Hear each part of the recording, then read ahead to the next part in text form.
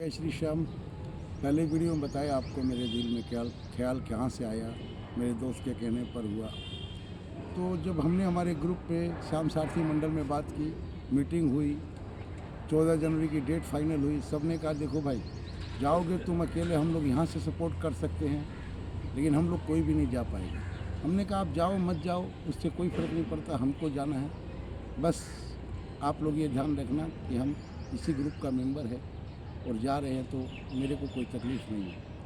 क्योंकि उस समय मेरी आर्थिक स्थिति बहुत अच्छी नहीं थी और प्रण कर लिया था जाना है, और सिंगल हैंड था, कोई साथ भी नहीं था।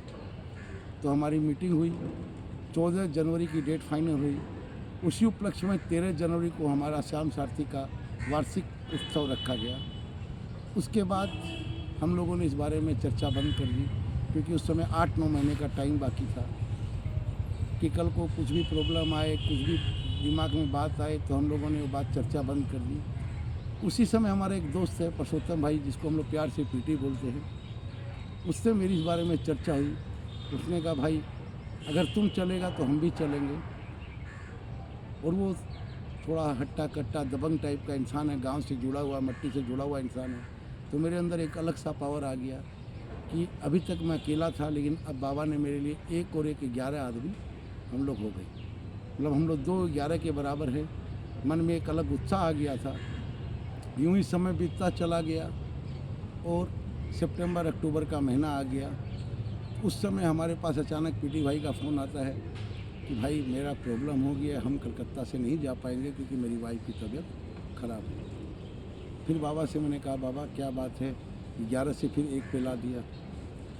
और आर्थिक स्थिति भी वो नहीं थी कि इतना बड़ा खर्चा कहाँ से लाऊंगा।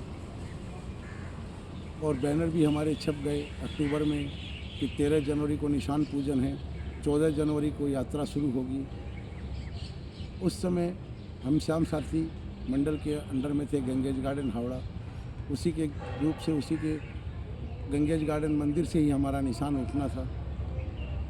तो मैंने बाबा से कहा बाबा इतना बड़ा खर्चा है, 50-60 दिन रहूँगा रास्ते में, पूरा परिवार भी कलकत्ता से आएगा। उसी समय मेरी एक ऐसे पर्सन से मुलाकात हुई जिसको मैं कभी जानता तक नहीं था, और बाबा ने उसे मेरे लिए एक दूत बना करके भेजा और मेरा पूरा खर्चा यात्रा का उस बंदे से मेरा निकलवा के दिया। मेरे को उस बंदे से, उस दिन का दिन है 2018 अक्टूबर से लेकर के 2019 मार्च तक मेरा उससे बिजनेस हुआ, और मैंने उतना कमाया। उसके बारे में भी मैं आपको बताऊंगा वो कैसे मिले और कहाँ से मिले। और इसी तरह हमारा ये कारवां जो 55 दिन का था चालू हुआ। जब हम 14 जनवरी को निकलने वाले थे, उसके 1 महीने पहले हमारा निशान बन के आया, और वो निशान हमने व्हाट्सएप ग्रुप हमारा गंगेज गार्डन का था उसमें डाला। उस ग्रुप में कृष्णा अग्रवाल जो भजन प्रवाहक है वो भी थे। अचानक उसका मेरे पास फ़ोन आया कि जो है भैया हमको भी जाना, ये निशान मेरे लिए भी एक बनवा लीजिए। उस समय वो खाटू में था। मैंने कहा आप कलकत्ता आओ, उसके बाद हम लोग बात करते हैं कि आप जो सोच रहे हो ये हमारा घुसड़ी का निशान नहीं है, हम कलकत्ता से खाटू जाएंगे और उसमें 2 महीने लगेंगे। वो सुन करके बात चौंक गया, और वो फिर कलकत्ता आ करके मुझसे मिला। फिर उसने कहा कि मैं भी चलूँगा, उनके गार्जियन से अलाउ करवाया गया, और इस तरह फिर बाबा ने उनको 1 और 1 11 कर दिया। इसके बाद हमारा वो दिन आ गया जब हम 13 जनवरी को हमारा महोत्सव था, बाबा का कीर्तन था, जहाँ निशान पूजा हुई। और इसी के बाद हमारी यात्रा कैसे शुरू हुई इसको मैं अगले वीडियो में आपको बताऊंगा। जय जय श्री श्याम।